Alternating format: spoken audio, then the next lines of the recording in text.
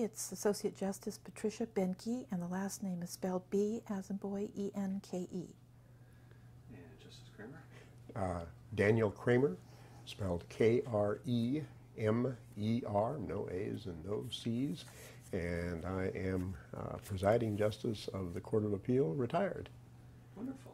All right, Justice Benke, whenever you're ready, just introduce yourself in the program. Okay. We're off and running. We're here today as part of the Legacy Project, the oral histories of all of our retired justices from the Court of Appeal statewide. And this afternoon, I'm here with Justice Daniel Kremer, and we're going to begin our discussion, and we'll just go until we don't want to talk anymore. That could be a while. That could be a while. I suppose that we should begin at the beginning. In the words of Charles Dickens, David Copperfield, I was born. You were born, Justice Kremer, in Washington. Olympia, Washington, right. Yes. In 1937. 37. And how long did you live in Washington? Till I went away to college. Grew up in the little town of, Mount Vernon, and the really working class blue collar town of Everett, Washington, most famous for being the home of Senator Henry Scoop Jackson. You couldn't grow up in that town without being influenced by him. And then and graduated from high school in 1956 and went away to college in faraway California. There's a lot that happened, though, but there was a lot that happened in those high school years. And I think it would be interesting to talk with you about those formative years. And for example, you were named the best high school debater in the state, I understand. That's true, in Washington State in my senior year in high school. See, I went to two, in fact, this last summer, I went to two 50th high school anniversaries, so I guess that makes me a 100-year graduate. 100-year graduate, you got two in 1 year, that's pretty good. But in formative matters, yes. I think probably the most formative was falling victim to polio in 1951 when I was a freshman in high school. I remember being in the hospital in Bellingham, Washington, in a large ward with kids who were far worse off than I was. Iron lungs and the whole thing. This was 3 years before the invention of the Salk vaccine. And that, for a 13-year-old, has a definite effect. Your life changes. I was out of school a year, then went back, and that's when I got involved in theater in the high school, both in directing and acting, and in debate and public speaking, and did that when I transferred to the larger high school, Everett High School, and found out that it was something that I not only enjoyed but was reasonably successful at. That year that you were off of school, were you homeschooled during that time? No. I was in the hospital for, gosh, a good 4 months of it. They kept you a while, and then it was largely taken up after that with trips for physical therapy, and they used lots of, well, you don't want to go into the details, but lots of heat and big tubs full of boiling water. But it's interesting that during that time, it would be interesting to know what you did in your spare time, if you had spare time. Were you reading these wonderful lifelong interests that suddenly emerged after that period of time? Did they take hold then, or were they really kind of surging I think that they developed later. There certainly was reading. I think one of my favorite activities just was ensconcing myself either in my bedroom, or at that time my dad was quite a boater, and we would travel into the Canadian and U.S. San Juans, and I would find a cozy corner with a book and call it fishing. Wonderful. That's great. That's very interesting, because these interests carried over into your undergraduate days at Stanford. And the debate, especially. It did. I was captain of the Stanford debate team, and we debated 4 years quite successfully. We used to like to say that we traveled more than the football team did, because we had Eastern swings that were great experiences, just great experiences. And I think intercollegiate debate was a fine preparation both for school and scholarship and for what eventually became my life's work, because it was all analysis and expression. Do we use the debate process the same way? I don't know. Now? Yes, in undergraduate study. Now it is, interestingly, it is an entirely new ball game. When I was doing it, we were actually taught by a professor of rhetoric, and the manner of presentation and the form of the arguments was stressed just as much as making good arguments and having the data. Now it is all data. If you watch an intercollegiate debate, they speak 5 times faster, literally, than I am now, just as fast as when you could talk. Almost in a computer stream of data consciousness to be able to respond to what the opponents have thrown out to them. There's no attempt at all to be persuasive or to communicate. It's simply laying out data. So I think the kids who are in it now have lost a good bit. They might as well do it on computers or on paper, because the communicative part of it is just gone. Do you think that's a function of our computer age, or is it simply that?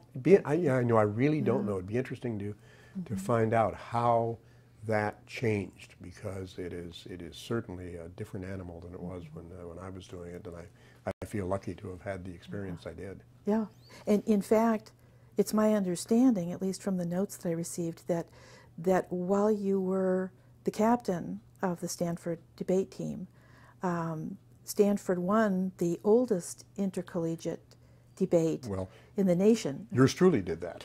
That's wonderful. I think that's terrific. That was the Medal-Joffre debate with the University of California that still exists. It was fun. We would it was done in tuxedo, black tie, on the stage with an audience of several hundred people, and you would get the topic that afternoon, and then you would be sequestered, and for within space of 5 or 6 hours, have to come up with your presentation and then do it before a large audience. That's great. Do you remember what the topic was that you had to debate? Whether France is a democracy. Oh, they're still debating that. I had the negative and we won. You won. Somewhere along the way, you decided that you were going to attend law school. When was that? Probably, I've thought about that. What was the, catalyst? When one gets, you've gone 4 years to school and your major is political science, and you want to think what to do with it. I was, teaching was something else that I was very interested in. I did student teach. I was a teaching assistant in the speech and drama department. Actually, that was while I was in law school, but that was appealing to me as well. But I think what really was the catalyst was a constitutional law class that I had undergraduate. I thought other classes I'd had in the philosophy department I thought were very appealing, and this was a practical application of political philosophy to action and to the way we live, and I thought that both fascinating and worthwhile. So that was a real motivating factor in going into law school. Somewhere in there was theater, this lifelong love of theater and Shakespeare. And was that part of what you were doing as an undergraduate before you made the decision for law school? Theater was pretty much in high school. We did lots of student plays. Were you in any of those plays? Oh yes. What was your favorite role? My goodness, I played, what was his name? Scrubby, the bartender in Outward Bound. Oh, okay, yeah. Any of the classics, the Shakespeare? We didn't do Shakespeare. We did Our Town and the other plays that Samuel French would let us do in high school. Yeah, wonderful. And that certainly is part of the presentation of ideas and the writing of ideas. And so that fit in very nicely with the law school. It did, and it also, you're right, it sparked a lifelong love of theater that has never gone away. Well, you received your law degree from Stanford. Right. in 1963, and where you were admitted to the bar in 1964. Right, January, right. And then right after that, where did you go? You went to the Attorney General's office? It did. At that time, the California State Attorney General's office had a marvelous program. I don't know if it exists anymore. They interviewed on campus. I was torn between the Department of Labor in Washington and the California Attorney General's office here in the state. And it was pretty much a materialistic choice, because the Office of the Attorney General had a program that you would come to work for them immediately on graduation, and your job would be to study for the bar. So it was a nice way to get the summer subsidized and the bar review course taken and passed. And I think it was one of the better life decisions that I ever made. I started out in the Office of AG in San Francisco and was assigned to the criminal division. That was just for the summer. I think they'd picked, oh gosh, 4 or 5 of us from Stanford in the program at that time, and we got little carols in the library and would walk down the street to the German-American Hall for the bar review course, and then drive back home to Palo Alto. But in the fall of 1963, after the bar exam, I transferred to the Sacramento office of the Attorney General and stayed there for some 9 years. Right, you were in Sacramento, and then about 1972, beginning of that decade, you were named the head of the State Attorney General's San Diego Criminal Division. That's right. And the experience in Sacramento was great for a young lawyer. At that, I think I was arguing before the trainer, California Supreme Court, within a year and a half. And that's an experience that I don't think is available to people anymore. Could not have been better. I also was named the advisor to the governor in extradition matters, which opened a whole new field of law to me that I had, of course, had no contact with at all. Was able to meet people all over the country and travel all over the country on extradition matters. Was also first counsel to what's now called, well, what was then called the CLETS, the California Law Enforcement Telecommunication System. And I recall when we started that, I'd go into a room about the size of this conference room we're in now, and on one side was a grid with little pieces of tape poking through them, some secretaries and clerks in the middle, and another grid on the other side for outgoing messages. They'd grab the message, look at it, and put it in the right slot on the other side. And that was our law enforcement telecommunication system. And we were the first group to laid the groundwork for the computers in cars and the whole automated system that exists now. Right, that's what it's become. And in 1972, I got the chance to come to Sacramento to be the head of really the fledgling Office of Attorney General. I think we may have had 6 people in the criminal division at that time, and I'm proud to say that a good half of them are now on the bench here in San Diego. And I went on to be the head of that office for, gosh, 72 to 83, some 11 years. And among my activities there was the hiring of one Patricia Benke, now Associate Justice. I'm very proud of that fact. In fact, I wanted to talk about this very exciting time, and I think that people sometimes can look back in their lives and see that there were moments, there were eras that were just filled with excitement and expansion and working with a group of people that you really love working with. And what was it like to be in the San Diego office? You really took the helm of that office. I think there was somebody down here, maybe Elaine Alexander at the time? Elaine had left by then. It was Mark Christensen. Okay, that was the head, and he transferred out. And when you came down, there were only 6 deputies in San Diego? No more than that. No more than that. Because the big expansion, or a big expansion, happened in 1974, when a big group was hired, and what did you do before that big group with the 6 of you? What exactly did you have to do?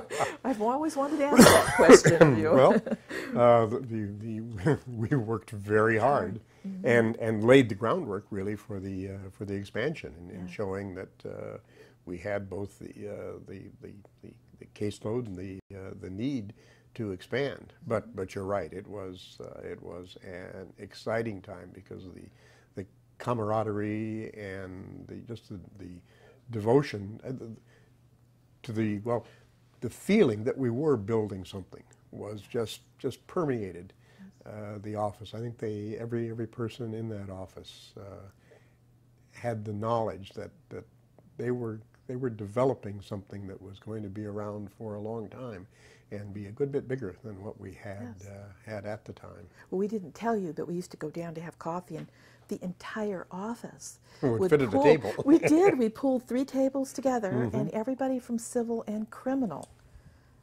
would sit and talk about current issues and what was happening in the office. Now, was there a civil division when you came down? There was. Not any larger. Not any larger at all. Neil Gobar was, and Neil Gobar, and at that time, I'm not sure if Al Karabkin was there or may have come later. A number of people transferred from Los Angeles in the civil division. I wanted to touch on the expansion and the composition of the expansion, because as I recall, when the group was hired that I was a part of, there was only one other woman in the office at the time. And I think you expanded the office to include at least 3 or 4 of us. And I have always wondered, was there a conscious decision? Because at that time, the large law firms in San Diego were really going toe-to-toe with the women who were going to be hired on as potential partners. Was there any thought given? Toe-to-toe in the sense of adversarial? Well, women were having a very difficult time being hired at the large law firms. Not so at the Attorney General's office. Well, it was intentional in one sense, in that my objective, and I was so fortunate in being given a free hand at hiring. Later on, the chief assistants and such got much more involved in the hiring process. But at that time, the Attorney General's office under Everett Younger, had said, you go down there and build the office. So I was given a free hand in doing that. And my aim was to get the very best people, the very best attorneys we could. And I was very fortunate that the civil firms had left a lot on the table in the sense of talented women.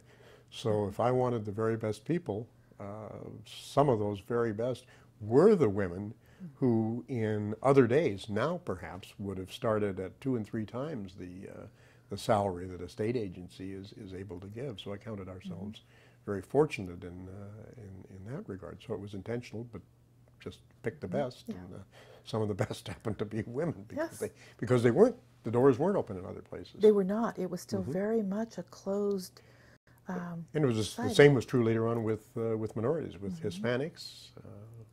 We did and had very good success with hiring minorities that were having a difficult time getting in elsewhere.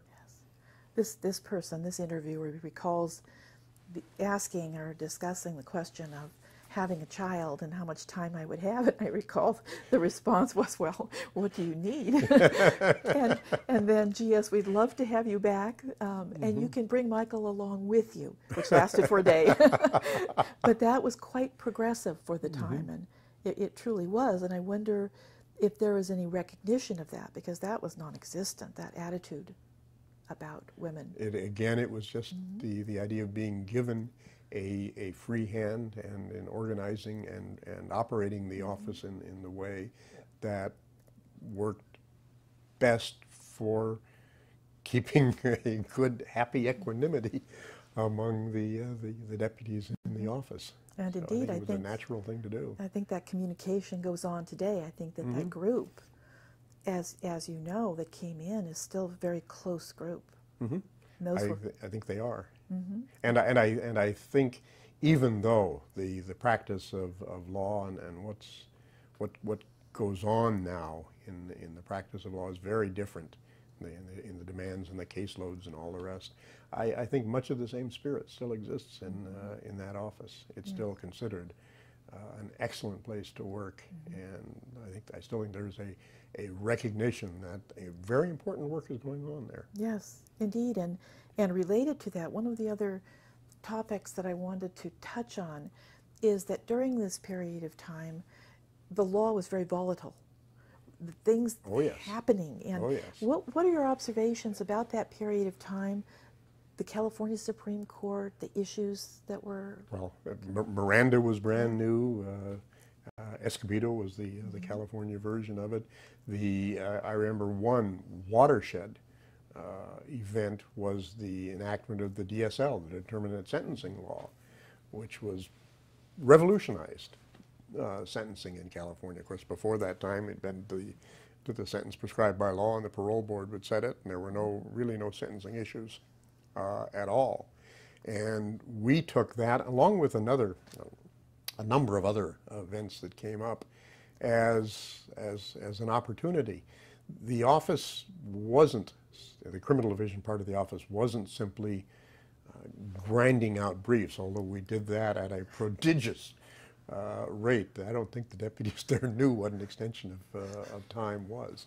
But there were other matters that came up, like the DSL, for example. And I recall Mike Wellington, who's now on the bench here in San Diego, very distinguished Superior Court judge, took the lead in essentially writing the first DSL manual for the office to walk around the law and analyze just what the changes were, what the issues were likely to be, and what the resolution of those issues were going to be. We took on the legal matters attending the opening of the Diablo Canyon nuclear power plant, advising and assisting the district attorney and the National Guard because there were protests that wouldn't stop about that. When there was labor strife in Imperial County, cases were just rife, which had to be handled with firmness, but a good bit of sensitivity, and our deputies were very much involved in that. And when, for a number of causes, the district attorney's office in Imperial County was recused from handling the bulk of their cases, we essentially took over that office. I remember that was in the early 70s, and sent deputies there to be deputy DAs on a rotating basis for quite a period of time. So the breadth of what we did, and the reputation for being willing to take on new challenges, I think made it a very exciting and rewarding place to work. Yes, and the whole subject of the exclusionary rule and the changes in the exclusionary rule very quickly because of the issues with the federal versus state laws. And I can recall the exclusionary rule changing almost overnight when the personnel of the California Supreme Court changed. That was a very traumatic period of time to watch as a law enforcement deputy, to see the public step in and remove justices from our highest court. Okay, that was a little bit later. Yes, it was, and that wasn't so much the exclusionary rule, but but capital punishment. Definitely sent waves through the whole legal and judicial establishment when that happened. But that, I'm sure we'll talk about that later. That is an artifact and a function of the system we have, and the judges aren't appointed for life as they are in the federal system, but we do stand for election, and we can wreak the wrath of the voters, often unfairly, but definitely. And in a way, I think that's, looking ahead a little bit, I think that's helpful because it legitimizes the courts, that we indeed are elected. And while you don't let elections control the decisions, it's important to be reminded that ultimately one is responsible to the people of the state. Looking at this period of time that was so exciting up to the point where you moved to the Superior Court, that period of time in the in the Attorney General's office. Would you point to any particular activities or accomplishments, I would say accomplishments of that office, or have you just gone through those? I think I've gone through a number of them. One of the other activities, one of the things that went on, were being involved in national issues. I did that in extraditions when I was in Sacramento. And in San Diego, the office, and especially Evel Younger, was very active in federal habeas corpus reform. And I can recall going to testify twice before Congress, working with a committee of the National Association of Attorneys General on revisions of federal habeas corpus, along with a young, I don't know if he was a U.S. attorney, he was in the Department of Justice, young fellow named William Rehnquist at that time, who was also interested in federal habeas corpus reform. So and then there was also an investigation of the influence of the Mexican mafia within the state prison system, which was given to us in the San Diego office. So I wouldn't; those didn't translate into awards and recognitions, but every one of those, from the DSL manual, the Imperial County assistance, both in the labor strife and later the habeas corpus project, the Mexican mafia investigations, every one of those was something significant, and Diablo Canyon, something significant to accomplish, and we did. Your time at the Attorney General's office spanned more than one Attorney General. Five Attorney Generals. Stanley Mosk hired me. Is that right? So you were hired by Stanley Mosk, and who was it that followed Mosk? Tom Lynch. Tom Lynch did, and then there was George Dukmasian, Jerry Brown. Jerry Brown, no. Evel Younger, and right. George Dukmasian, and then John Van de Kamp. And Van de Kamp. And you left in... John Van de Kamp's administration. Yes, in 1983. And that's when George Dukmasian became governor.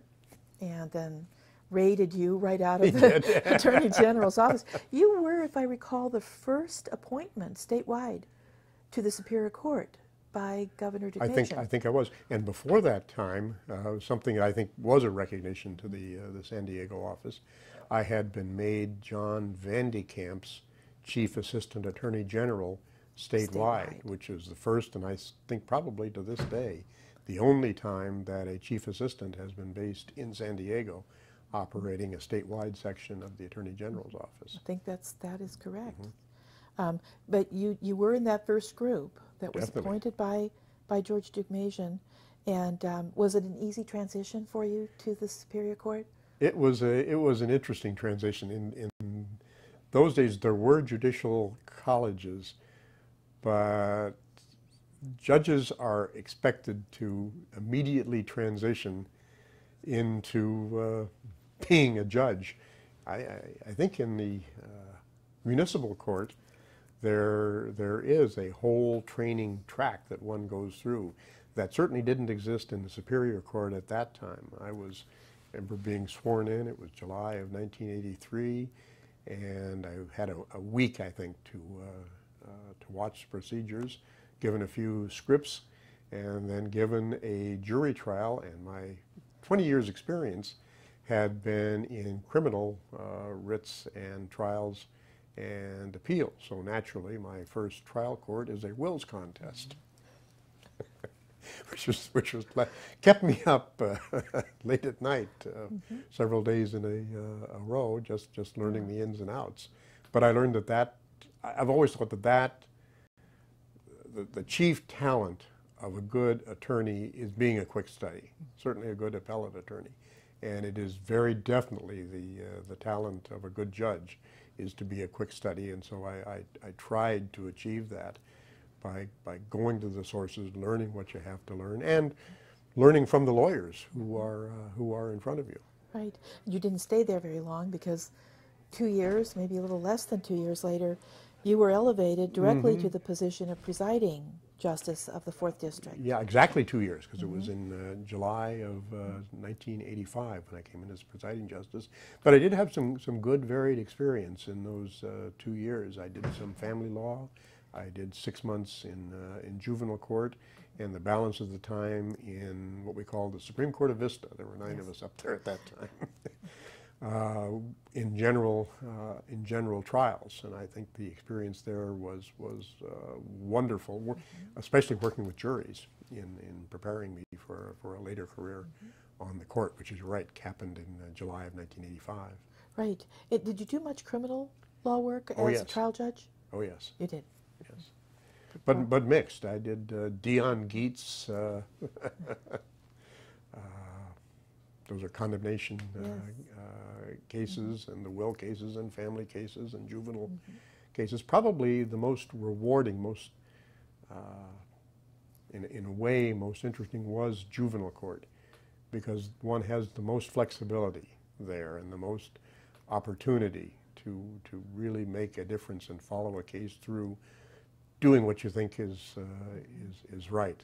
It gave me the feeling that it would be a very interesting thing to be the sole judge in one of our little northern counties and really get to see people from from the time of juvenile court and adoptions and all the rest, all the way through, and say, Charlie, I knew you when, so let's talk here. Yeah. You did some family law work I did, as a well? little bit.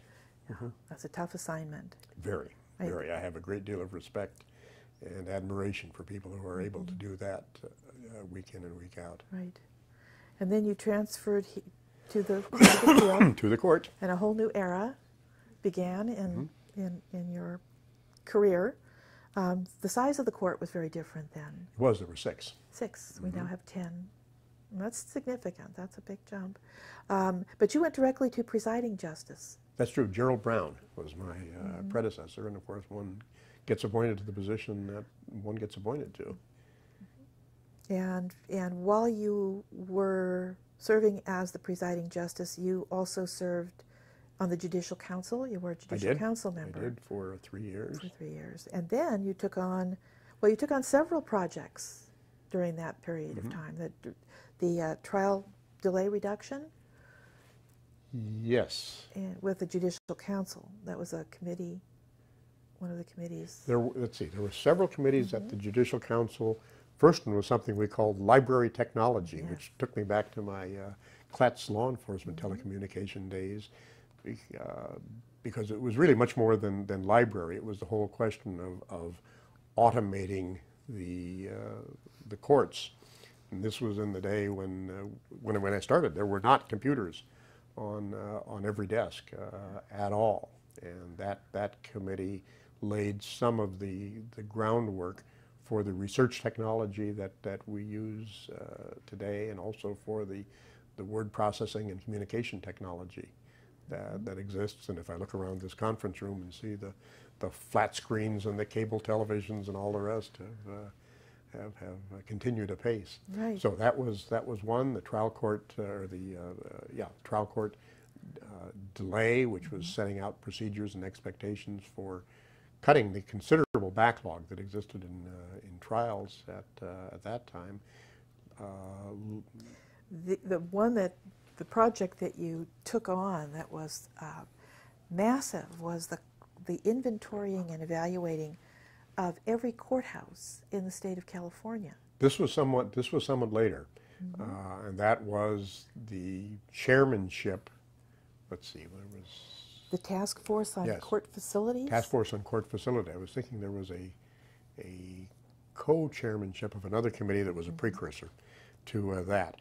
But the trial court facilities task force was charged with looking at the condition of every one of the court facilities, not just courthouses, but court facilities in every one of California's counties, coming up with a list of criteria for what a good court facility ought to look like. How big is a courtroom? What facility does one need for the jury? What is the judge's bench look like? How many spectators does one need? What room do you need in the well? Every little architectural detail one can think of, but coming up with a set of court facility standards and then assessing the court facilities that we physically looked at. We traveled with our teams to every one of the counties in the state to assess them against the standards that we'd developed and assess their considerable inadequacies. And then, oh, by the way, design a system to rectify that, including the financing mechanism. So it was inventing the wheel every time one turned around. Did you go to every county yourself? No. So we had teams that did that, but I went to a good many of them. This was a, 1987 to 4-year project. Yes, 87 to 2001. Yeah, 97 to 2001. Any interesting stories that you recall in your travels? We would the Chief Justice when he was ascended to that position did visit every one of the counties of the state, and we replicated many of those journeys, and we were told more than once, well, the Chief Justice came in here and told us ours was the worst courthouse he had ever seen. So we had to balance a number of well, it resulted pedigrees that were spread around the court, around the state. But I think what I was impressed with is seeing the flexibility and dogged determination of trial court judges faced with some of the physical conditions that we saw. I recall one courthouse where a judge had literally handcrafted his own bench. I remember another courthouse where their idea of security from firearms was to put up large billet steel plates in front of the witness stands and bench, which if one had ever actually shot a gun at would have been the most perilous thing in the world because of the ricochets. effect. Ron George, I am assuming that there was legislation that resulted ultimately from all of this. There did. We, in fact, our final product was a report that we wrote to be translatable into a bill, and that was done after the task force terminated its work, and it was adopted by the legislature in the next session. And it is the model now for the process of negotiating the turnover of court facilities through the state. And it's really the last of a three-cornered process that existed. The state is now responsible for the judges, for the personnel, and now for the facilities. And the counties traditionally had undertaken all three roles and have gradually, I think to their great relief, moved out of those areas. And with a uniform umbrella of management over all three of those, it leads to a great deal of rationalizing and making more efficient the process of running the courts, because if those aren't under one administration, they're definitely at loggerheads. It was significant work, and indeed Chief Justice Ron George called your work and the end product one of the most important judicial reforms in the last 100 years. I'm proud to agree with him. Yes, indeed, and we still have lots of discussion, as you've indicated, about the needs of California, most recently in Riverside and San Bernardino, which were part of your jurisdiction. They are, and the San Bernardino courthouse was one of those that is literally seismically unsafe. So it is, I'm sure, high on the list of retrofitting and if not replacing. Completely, right. All of this work earned you in 2002 the Judicial Council's Jurist of the Year Award. It did. Was there a big dinner? There was a very nice dinner. There was a very nice dinner in San Francisco. But it's quite an award. It is the top award that jurists can receive in the state of California. It is. Congratulations. I went through your opinions for those periods of time. Did you? Well, I found that there were about 272 reported decisions. And of course, many times that Oh, unreported, yes, as we yes. know. It's in the thousands. Yeah. It's in the thousands of unreported decisions, unpublished decisions. Are there any of those that stand out in your mind? I remember I talked to our colleague, now gone, Don Work, about that, who was just really the conscience of the court. He was a wonderful justice. And asked him what decisions he thought were important.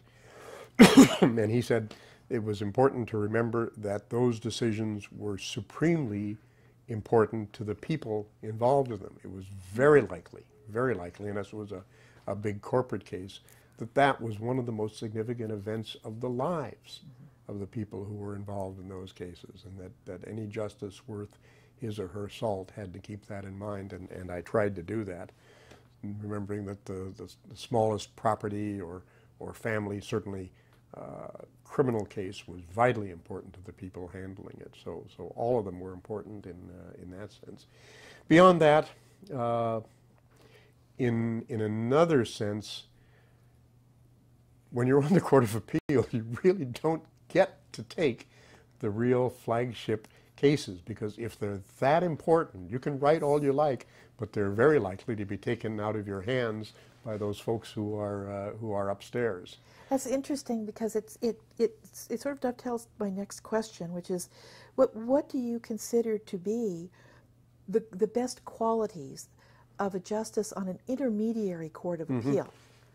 We'll get to that too. I did want to mention a couple of cases, Sure. because knowing that it is the California Supreme Court that has the last word within the state, it makes dissents more important, as Justice Benke well knows. I think you're famous for writing dissents that turn in magically to majority opinions by the California Supreme Court. It can happen. It can happen. And I remember one case, and it was Sharon, I don't recall, Sharon S., I think. Yes.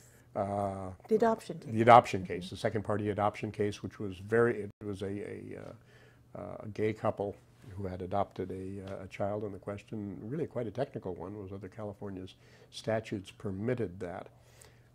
And dovetailing that with your second question, I think a quality of a judge, intermediate and Supreme Court, is to pay attention to the law as it has been lived and applied, and not simply and solely, although they're primarily important, not simply and solely the raw words and logic of a statute, because the logic of the statute has a life after it leaves the legislature's hands, and that's what had happened in that case. While the majority's reading, quite a reasonable one if it had been the very first out of the box, my point in my dissent, because the majority ruled against the couple, saying the adoption was not valid, was that there had been a good bit of lived judicial history after that time that had to be taken into account, including precedents of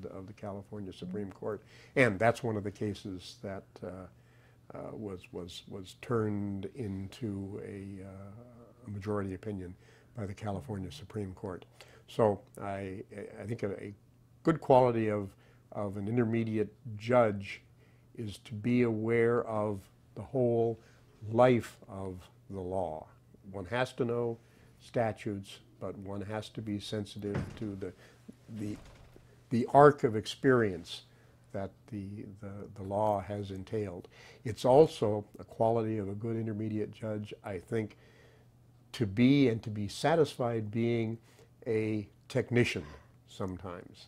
Sometimes one simply has to dig in and mine the nuts and bolts of a statutory system. And more often than in other situations, those are cases or situations in which your words can have an extended life, because they're not the type of case. If you've done your job well, if the technical work of analyzing and laying out the law is done well, California Supreme Court's going to leave that alone, saying, I think, to an intermediate judge's great credit, well done. We would do the same thing, and they're not great policy matters as such, but again, they're important not only to the people involved, but to broader communities. I can recall a series of cases that I had on details of condemnation matters, whether the Palenko Act applies in a particular situation. And I recall working very, very hard on those cases to get the details right. And people involved in practice since then have said that those are real milestones in what the law has been. Another characteristic of a good appellate judge, intermediate appellate judge, I think, is to be interested in the philosophy of the law in the sense of laying out the future in a consistent way. I recall one case, I think it was People versus Johnson, that has stayed on the books, that allowed a good bit of investigative thinking. The situation was a criminal defendant wanted to take the stand, and in the view of defense counsel, he was going to take the stand and perjure himself.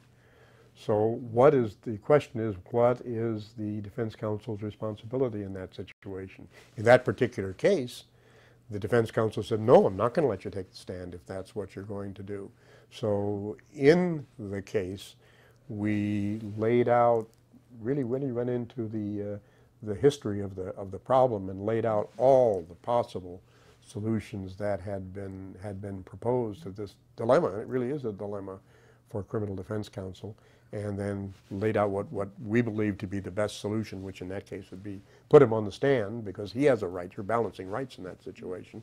Put him on the stand, but don't ask questions. Simply allow a narrative by the defendant, and then cut it off and move on. Right. And I think that a case like that, which is really a philosophical investigation, is both great fun to do and has value. And if an appellate judge recognizes that that's part of one's function as well, it can be important. Did you enjoy working on the opinions? Oh yes, oh yes, oh yes. That took me back to my con law days. Yeah. And it is also a teaching function. I think a good appellate judge, when the opportunity comes along, enjoys being a teacher. In the sense of? In the sense of laying out the process and a roadmap for the future, not just resolving the case that's there. Being of assistance to the bar. Recognizing that this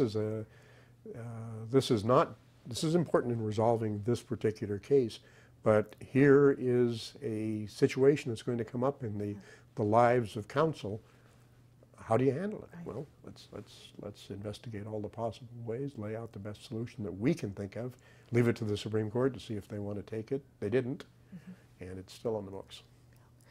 As the Chief Justice here in San Diego, you had occasion twice a year to address the new bar admittees. Did indeed. And your speeches are still famous. Nobody's come close. But some of the teachings that you presented during those discussions, those speeches to the new lawyers, had to do with the role of attorneys in our society. And those words were obviously they came from your heart, and you meant them as being the mortar, if you will, that keeps us a free society. That's right. And I think it bears repeating those words and here for us, because they're so I don't recall the exact word, but I certainly remember the concept. What I wanted to leave, these are almost as much fun as adoptions. Yes. These are great events held twice a year, and I hope the court still continues it in having the new admittees and their family members, 800 or 900 of them sometimes, all together for this ceremonial occasion that's much like a graduation in some ways. And I took it as an opportunity to reflect on, first, the simple fact of, look, there are a lot of you out there. Why is it that people as bright, and you obviously are, why you have chosen this particular profession? And my message to them was, because it was, and there are other things they could have done. We need engineers, we need plumbers, we need teachers. These are the best and brightest that we have. Why is it that they've gone into the practice of law? And my message to them was that they did it because it's important. That this is a society, ours, that's held together by certainly not by race. We're incredibly diverse, not by religion, not even by language anymore. It's held together by the uncommon boast that we are a people, and it's a boast and a claim laid out in our constitutive law, the Constitution. It's a republic of a concept of ideas. And the job of attorneys is to work out that boast in very broad terms, very broad sweeps sometimes, but equally important in the day-to-day matters of contracting, marrying, divorcing, adopting, forming and dissolving businesses. Those are the matters that one needs a lawyer in, because we are a nation of laws. And we exist by agreement. Exactly. And that's that agreement, and that's directly from your speech. I've read it many times. We are a country of agreement, Yes. and our government by agreement, and the function of attorneys, and particularly new attorneys recognizing perhaps for the first time. Lay out the terms and work out the terms of that agreement. No matter what you're practicing, no matter whether you're practicing marital law or big constitutional theory. You were listening. I have borrowed some of those ideas, Dan. But the audiences would be speechless, and they were just wonderful speeches. And I know that attorneys will be seeing this. New attorneys will be seeing our archives and the concepts that we as justices set forth, and that's very good advice, and no one's come close to it. You retired. I did. Before we get to your retirement, is there anything else about the Court of Appeal and your experiences here that you feel you would like to set out? I think we've covered it well, but we've talked about my experiences at the Attorney General's office and how challenging and rewarding those were, and I had the great good fortune to simply continue that arc into the Court of Appeal.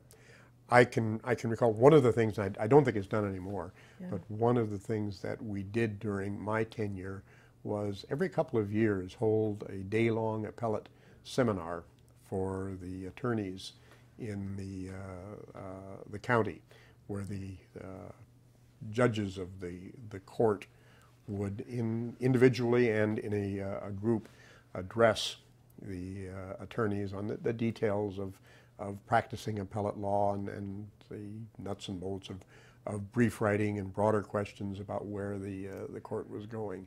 And I can recall enjoying those greatly, because I would never fail to be impressed by the talents and abilities of the people I was surrounded by. I thought, my goodness, this is a wonderful collection of people, and I'm very proud to be able to show them off in this venue. It was enjoyable, and we have continued them. Oh, good. We do them biannually now to very good, large good, groups, good. And we still have the same response, which is always a magnificent response numerically. It was great from the audience and from the attorneys, but I felt really gratified myself by being able to put individuals of the quality that we've got on the court before the bar. I was very proud of that.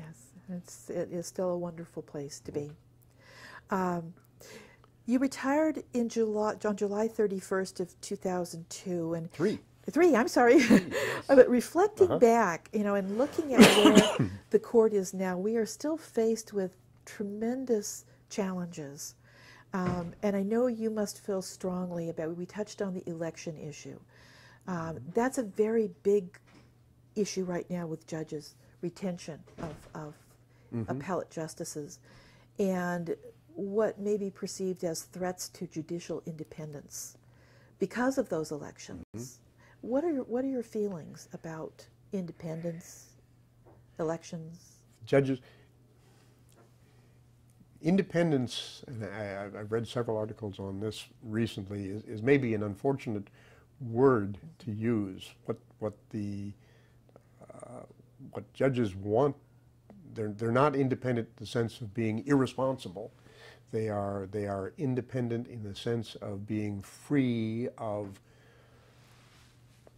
inappropriate political influence. And it is troublesome in a real sense to see some of the campaigns that have been mounted against the judiciary and individual judges. And I think the answer has to be education and responses by the judges informing the public just what it is that judges do. Because the press, the media, and the schools, frankly, aren't doing the job that they should do in explaining what it is about the judiciary that makes it important and separate from the legislative and executive branches. We all talked many times to groups of very intelligent people who have not a clue about what it is that a court does. And I think in a lot of ways it's our fault for not being more open, for being insular and somebody going about doing our job and thinking that's all we have to do. Well, it isn't. Elections are here. I don't think we should go to a lifetime appointment system. I think it's a good thing that there is a connection between the court and the people, but it makes it a responsibility of the courts to reach out and make available information about what it is that courts do that make them different from the legislature, why it is that we don't horse trade favors as one would do in a legislature, that we're really not concerned with who wins a case or the policy behind a decision or a statute, insofar in as much as we're interested in the process, whether it was fair and appropriate for the event to have occurred in the way it did. And people simply don't understand that. And I think to the credit of the court, it certainly happened while I was here, and from what I've seen, it's gone on in an accelerated manner since, of reaching out, even going out into schools and local courthouses and holding court sessions along with briefings to students outside the court. Outreach, I think, is the key. Indeed, I came into this conference room, and as I mentioned, we've got a little flat screen television up there, and I noticed that after a court session was held this afternoon, 2 judges stayed on the bench to talk to students who were there in the courtroom. That's the kind of thing we need to do much more of, and if that's done, I don't think judges have to be worried about retention elections at all. Okay. We haven't talked much about your personal life and your wonderful wife, Catherine, and your grandchildren. By the count I had was 2. Just 2, but they're marvelous. Yes, and how are you keeping busy? I retired in 2003, and everyone who retires says they can't imagine how one found time to work, and it is exactly that way. You'll find that out. Travel, we've done a good bit of that, and I work with canon law with the Roman Catholic Church, canon law being the oldest existing system continuously existing system of law in the world. So studying it and helping the parish in its application has been rewarding and interesting. Yes, and your hobbies keep you busy? Hobbies: theater, opera, and auto racing. And of course, auto racing. Never missed the Long Beach Grand Prix. That's wonderful. Anything else that I've missed? You have not. It's been a marvelous interview. Well, I appreciate it, and I want to step outside my official interview capacity to thank you. You are brilliant, and I'm sure that that when one looks back at those who've served on this court, brilliant legal mind, and I have been personally privileged, Dan, to have been hired by you at the Attorney General's office. That one event altered my entire life. Mm-hmm. It was a wonderful group, and it's a wonderful group here, and I want to thank you very much, both for this interview and for your personal friendship. You're most welcome. Isn't it amazing how watersheds like that come along? Don't you love it? It is. It is. And as I think I alluded to before, it is. Mm-hmm. I am just in awe of the talent, abilities, and goodwill of those I've had the privilege to work with, both in the Attorney General's office and in the Court of Appeal, and I am most pleased that you've been one of those people in both venues. I've enjoyed it tremendously, and there are many of us out there. Thank you very much, Dan. Thank you. How did we do? We did one.